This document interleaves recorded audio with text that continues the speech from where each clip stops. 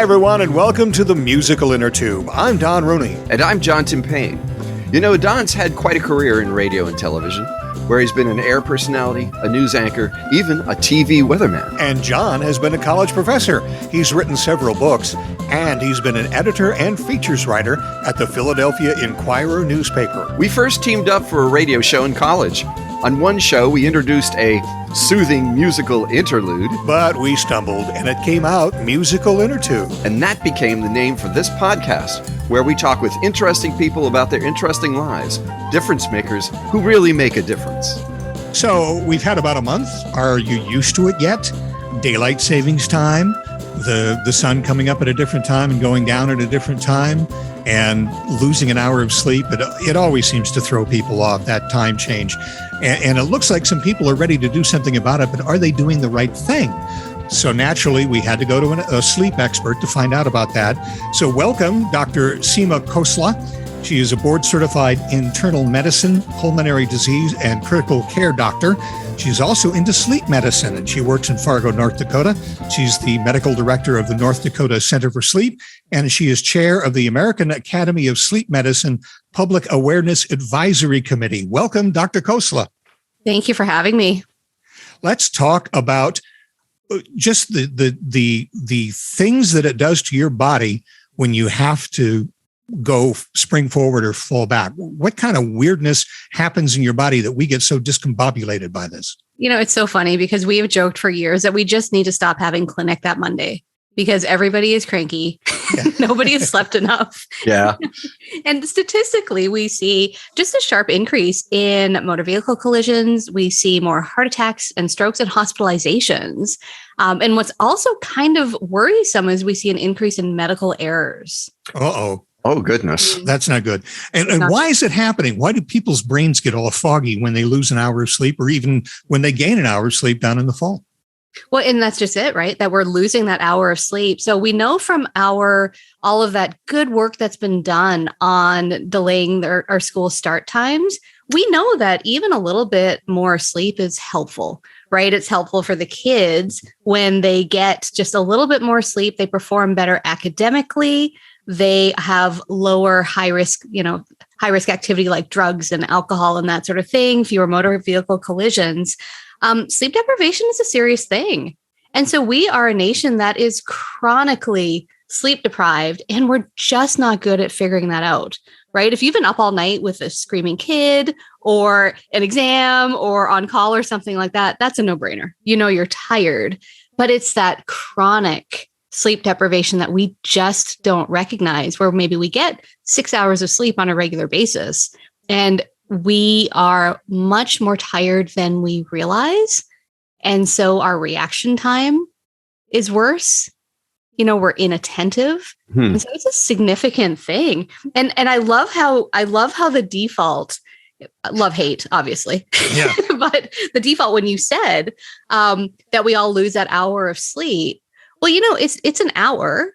It's up to us to decide whether it truly is us losing an hour of sleep, or should we maybe be losing an hour of social media scrolling? It seems as though it's really true, just judging from your comments so far, that our culture is more sleep deprived than others.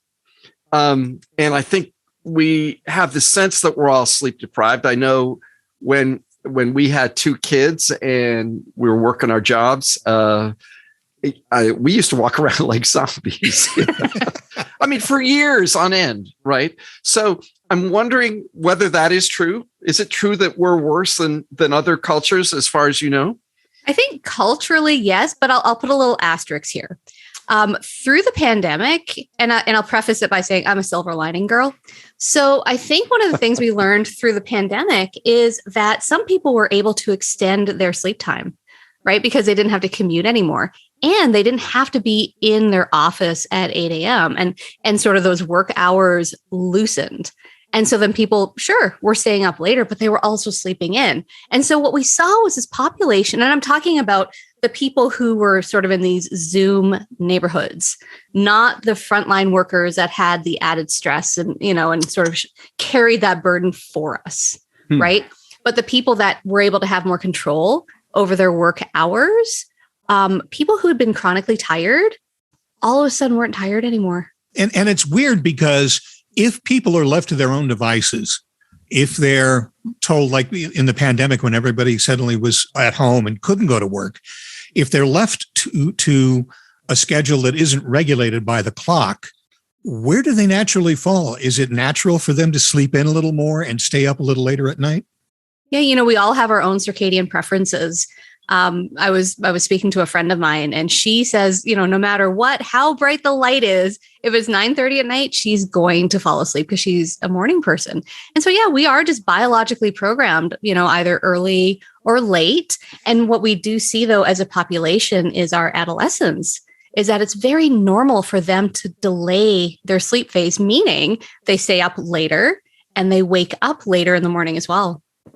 Now, I remember a time when I was working for CNN in Atlanta, and Atlanta had very, very strange daylight. And I remember I had to get up for a particular shift a couple days a week where I had to be into work at 4 a.m. It was still light at 10 or 10:30. And I was desperately trying to block the light in my room so I could get some sleep. And I couldn't. I mean, I put a big blanket over the curtains to try to create a blackout. But it did seem to me like my whole world was kind of fuzzy for the next couple of days, trying to get sleep when I shouldn't be sleeping because it was light out. I had that kind of feeling. Well, and that's exactly it, right? That, we know that. So the greatest, what we call Zeitgeber, which is this wonderful word, and I think it's German, but it basically is this cue. So sunlight in the morning is this wonderful Zeitgeber that allows our bodies to know that, okay, this is morning time. And then it sort of counts down when it starts to need to make melatonin. And so by us not having that light in the morning, which is what this proposed, permanent daylight saving time would be, but then we're also having light later than we should. That is going to make it harder for our brains to know, right, that it's time to go to bed. If we don't change the time, we will have different parts of the year where we get up in darkness or go to bed when the sun is still above the horizon, right? We'll have to get used to really the natural sunlight periods. Well, and before the advent of electricity, we used to sleep in 2 sleep periods. So we would go to bed when the sun went down, right? We would sleep for 4 hours or so, and then we would tend to the fire and visit our neighbors. And then we would go back for what was called our second sleep. So now we're just sort of squashing it all into one nocturnal sleep period. But then you're right. You're sort of, you're shaving off a little bit here because it's pretty light outside. And I think the challenge with this so first of all, I applaud them for even talking about this. So I'm very excited about that. This is the Senate passing a bill that says daylight savings time year round. We won't have to change the clock. Right. So I applaud them even considering this. I think we are all in agreement that we all hate the switch. We all hate that change, right? Even though it's easy now, right? Because half of our clock's set automatically. It's just that physiological change we all hate. But I think it's important for us to have good, robust conversation around this. So it went to the Senate. It was this unanimous decision, but very little debate. And so in my mind, I just can't help wonder what that decision might have been if the vote had taken place not in March, but in November. Yeah. How different would it have been? Because that's the challenge, right? That for a lot of the country, we won't see sunrise until 9 or 9:30 in the morning. And so then you're putting your kids on a bus early in the morning and it's dark. And the stars are out. Yeah. Yeah, it's worrisome. I mean, people haven't actually had this experience, right? Where right. The hour is always the same time, but it might not be the same sunlight.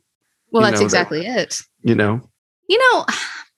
I think for most of the country, it's a very popular decision. And I think part of that is psychologically we marry the spring with the spring forward. Yeah. And so it's not that we have any control over how long the sun is shining in the course of the day, right? It does not care what our time is. but this idea of all of a sudden we notice a lot more sunlight right around this time. So we associate this in a very positive way, but we do need to be thoughtful about this and really look at, well, what does that mean in November, in December for winter solstice, right? The shortest day of the year. How much sunlight the actual amount of sunlight isn't changing. It's just that timing. And so, they tried this, right? They tried this in 1973 and it was hugely popular when they started, but then it became vastly unpopular and they had to rescind it in less than a year. Yeah, I understand it was supposed to go for like 2 years and it only lasted for 9 or 10 months. Yeah, they had, car accidents and they, it was terrible. Well, when you're talking about shifting to the point where kids have to go on the bus in the starlight and maybe they come home in broad daylight, it does get me thinking about December and January where the days are very short. And when you're going to work in the dark and coming home in the dark, that can be a depressing thing as well. So would staying on standard time shift that around, or that's pretty much, we're in standard time when that happens, right? We're in standard time. The challenge is that, it's hard, especially for mental health, sunlight is important. And yes, there's absolutely a group of people that, we have the winter blues and that sort of seasonal affective, but yes. And there is this other group of people that actually feels worse in the summer. But that aside, that idea of our circadian rhythm is very closely aligned to the solar clock, meaning the sun. And so then when we're proposing this shift of an hour, we will be persistently misaligned for a long period of time. And so they studied this in Germany. And what they found is that you have sleep loss of about a half hour every night until you switch back. I'm just amazed at how the body does what it knows how to do without asking you, right? That the body just goes ahead and does what it knows how to do. Well, and I think, sleep is a very, very young field, right? And so the researchers in sleep and circadian science, the circadian rhythm researchers won the Nobel Prize, I want to say maybe 2017. So not that long ago, so this is compared to other fields, right? It's still pretty young. And so there's a lot that we're learning about it, but that circadian clock is present on a cellular level. It's such a consistent thing in our bodies. Different hormones are released different times and different, there's so much that is, that relates to. Yes. And so then this idea of sort of throwing it off kilter can be alarming. And I'm kind of the opinion that it's okay to disagree, right? And I think there needs to be room for conversation because I absolutely understand that there are financial considerations, right? Like the golf courses want people out golfing. Totally get that. Yeah. Right. And part of the reason why we switch in November is because Candy wants the kids out trick-or-treating for another hour. Totally get that. Right? Yes, sure. Totally understand that. Yeah. And so I think it would be lovely to have this conversation where all of these vested stakeholders can hear one another, right? Again, it's totally okay to disagree, but let's at least have the conversation and let's have that conversation in a respectful way. Yeah, I was reading an article where it said that the unanimous vote by the Senate was kind of a smokescreen because Senator Rubio from Florida was the sponsor of the bill. And as I understand it, he pulled some sort of parliamentary maneuver where he took it out of the committee where it had been being debated and put it on the floor for a vote, and it was voted in 2 seconds, right. And that's it. So yeah, there wasn't much of a conversation, and you're right. I think maybe I'd hate to disabuse anybody of their ideas of how noble people are in the Senate. but yes, the widespread belief of the perfection of our public servants. Yes. Exactly. But I do believe that probably a big hand in it was, you're right. There are so many things to do if the daylight goes until 8, 9, 10 o'clock. There's so many things to do after work. The businesses want you up and around, that maybe that had some sort of a sway in getting it passed that way. I'm just speculating here, No, but it's true, except evidently the movie industry, because they know that if it's light out, you'll be outside and you won't go to the movie theater. And so it's so interesting, these competing interests over just an hour. Yeah. Right? Well, when you consider, it's a strange country we live in. We have very few holidays compared to other places. And one of the reasons for that is that business does not like holidays. They need to stay open to make money. Every time you add a new holiday, that's a certain number of billion dollars that are not made. Yeah, that's a good point. And I can't blame them for that. It's their job to run the business, and they know what they gain and lose. And I hope that somewhere along the line that people do listen to the people that understand sleep and circadian research, because it is an important consideration, right?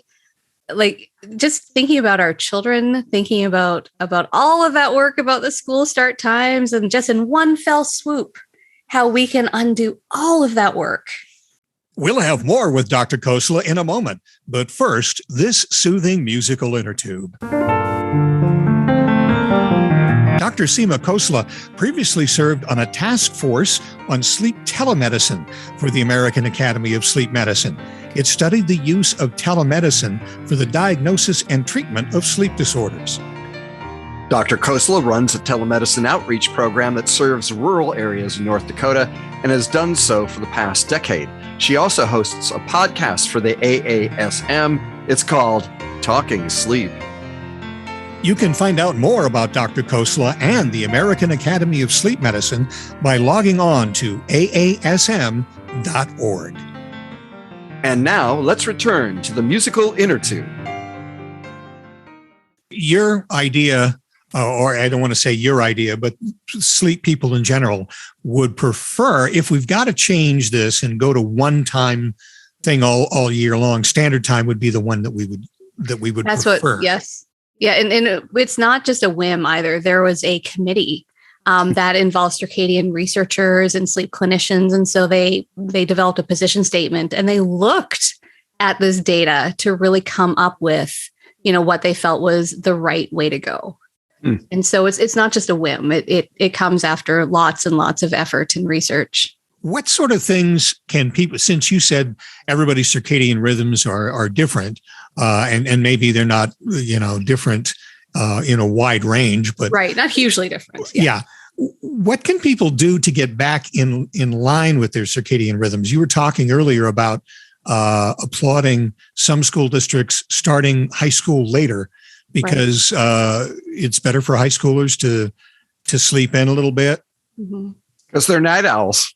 Yeah, that's exactly it. Because what we were doing when we were asking them to wake up early is we're missing that nice, beautiful, and it's our longest stretch of REM sleep. And REM is really important for mood, and so we're just sort of getting rid of it because they're hitting the REM cycle when they're in their first period, and, and that's not great.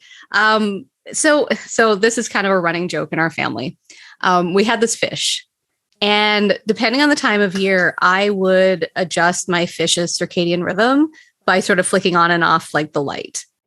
And so it kind of became, so around the time of the time change, I have to change the circadian rhythm of both my dogs, or else they're going to want to be fed, right, at the wrong time, and, all of the stuff. And so I gradually shift, 10, 15 minutes a day before and you don't just shift bedtime.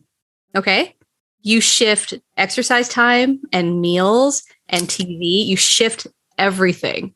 Ooh. And so then if you really want to get creative, then you start doing bright light in the morning, maybe a little melatonin in the evening, not right before bed, but 2 or 3 hours before bed. Oh, I didn't know that part. Oh. Yeah, melatonin is very interesting. And you don't need a ton of melatonin, just a tiny little sniff and, like 0.5 milligrams, and again, it's not, medical advice because it's not anything that is FDA approved, but it is something that, when we're talking about shifting somebody's circadian rhythm, that light therapy we will try. And for the right person, we might consider a little melatonin too.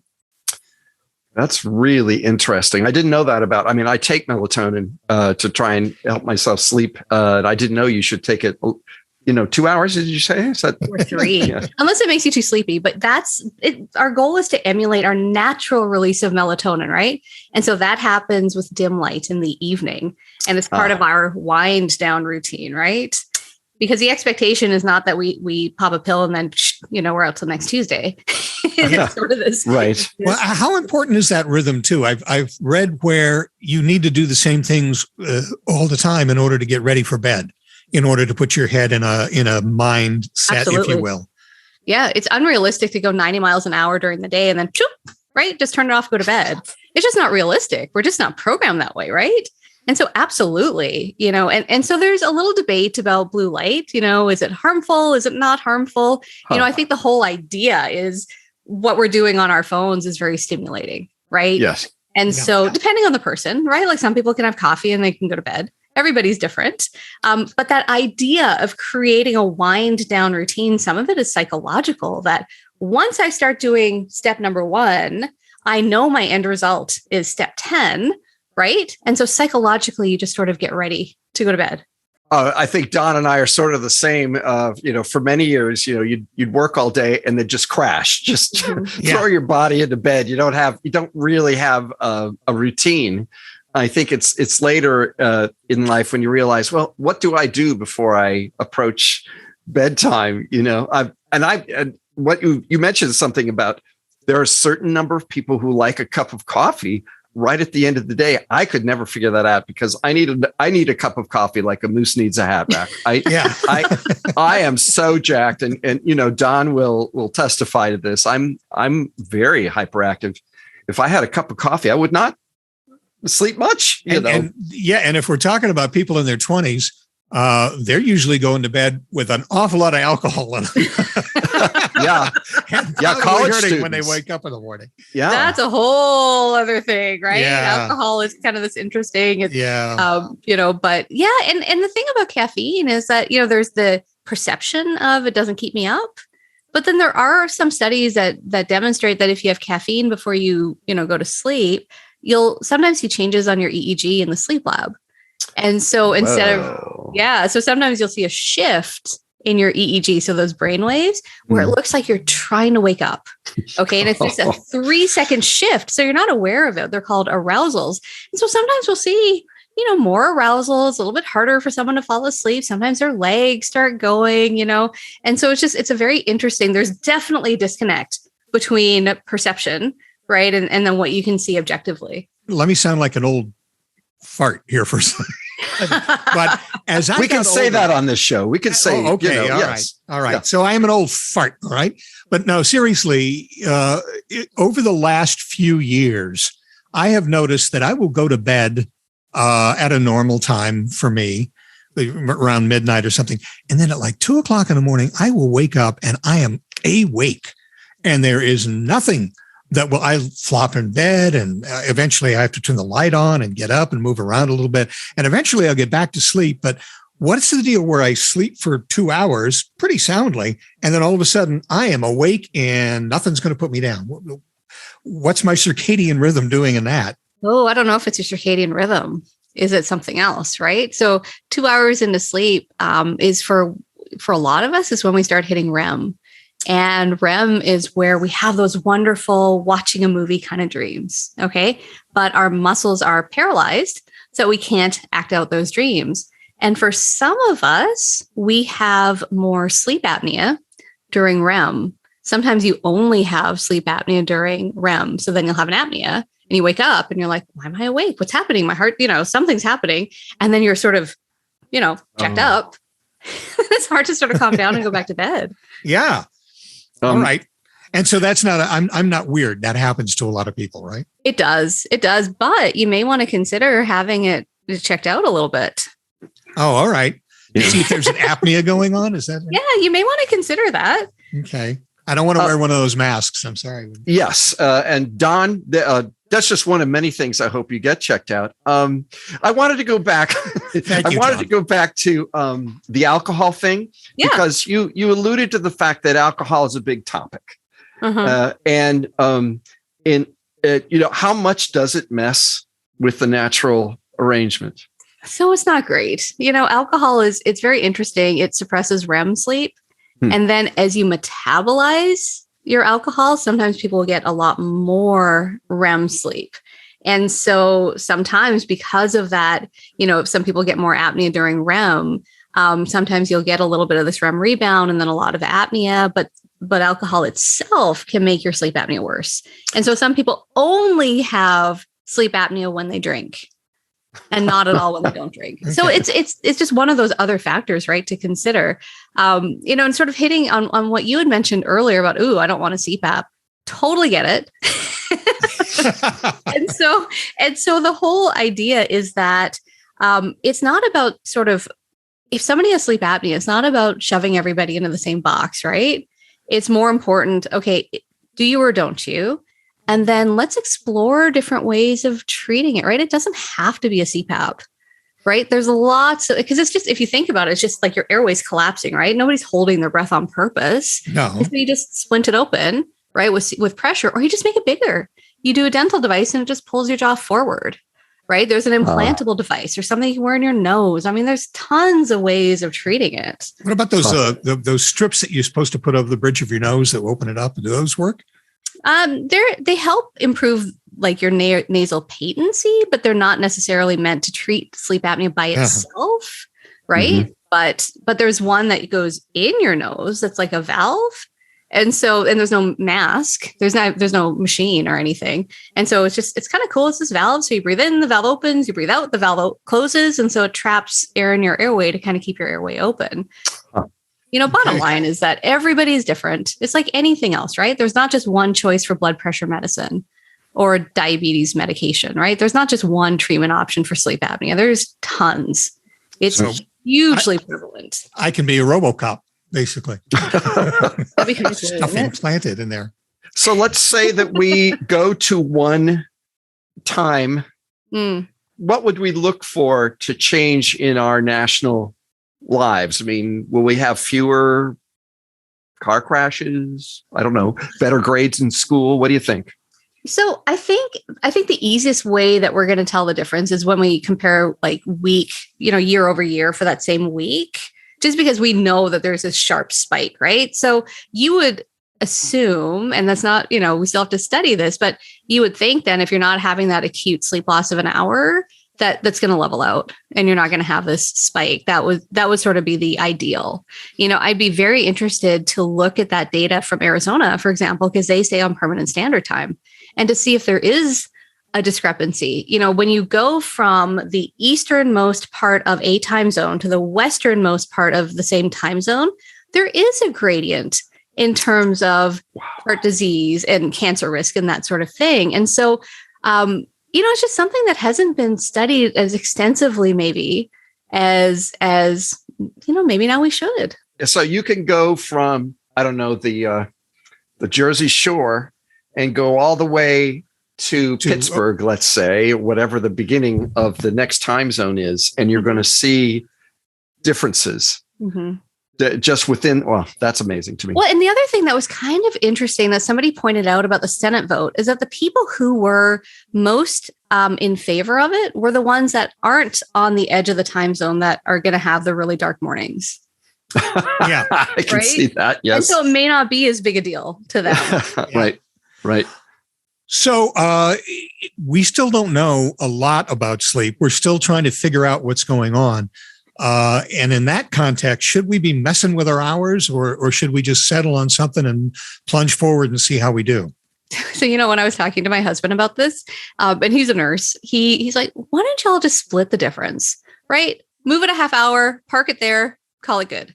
Yeah. I thought, forever. Right, forever. Just get rid of the switch, split the difference, and everyone will be happy. And I thought, maybe we do need to have a creative way of looking at things, or someone else proposed maybe having like smaller time zones, right? So you don't have this huge swath in one time zone, and maybe have these sort of mini time zones or what have you. I think there's a lot to be said for eliminating the switch. I think that, I love the ketchup in the fall. So I'm going to miss that. Yeah. I do not miss the spring forward. I think that's right.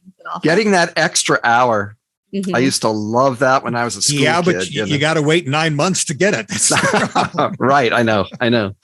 I was always on call though when we had that extra hour. I remember that as a resident. I was Hey, like, Your time Let me was tell you, your own. There's nothing more fun than being an overnight disc jockey during the time change, where you either skip an hour or worse, you have to do a whole hour over again. so yeah, what do you do then? Do you just say, You say it's 2:00 and you play the 2:00 hour. And then when that's over, you say it's 2:00 and you do the 2:00 hour again. Literally, you have to do that. Yeah, it wasn't fun. And I didn't get paid extra for it either. So Now that's what's that's Yeah. a problem? So Oh, there's man. all sorts of potholes in that particular situation. So yeah, all right. Well, let's see what happens in Washington. Let's see if some cooler heads prevail. If they do go to all daylight savings time, if the House agrees and it gets passed, is there anything that, I mean, you said in 1974, everybody, there was a huge outcry. Do you think that might repeat itself? Maybe. I mean, I think people will just be overjoyed at not having the switch, but I wonder how vocal, especially I feel like people now have a platform, right? That perhaps they didn't have in the 70s. And so I wonder who will be more vocal now. Yeah. Interesting. Okay. Dr. Seema Khosla, thanks very much for being on. We wanted to also Thank you. We also wanted to thank Anna Figgy. We don't know if it's Figgy or Figgy, but anyway, Anna was instrumental in getting us together. So thanks very much, Anna. Yes, really. Thank you, Dr. Khosla, for coming on and giving us your expertise. Thanks for having me. It was fun. Thank you for listening to the Musical Innertube. You can get in touch with us by email. We're at musicalinnertube, all one word, @gmail.com. You can also follow us on Twitter. Our Twitter handle is @MInnertube. Capitalize the M and I. Our webpage is Musical Innertube. That's musical spelled with 2 A's, .libsyn, that's spelled LIBSYN.com. The Innertube is available on Amazon Music, Audible, Facebook, YouTube, Apple Podcasts, Google Podcasts, Stitcher, Spotify, SoundCloud, iHeartRadio Podcasts, and anywhere that you get your podcasts. Like us and give us a good review on any of those platforms. And as always, thanks to virtual band Car Radio Dog for our theme music.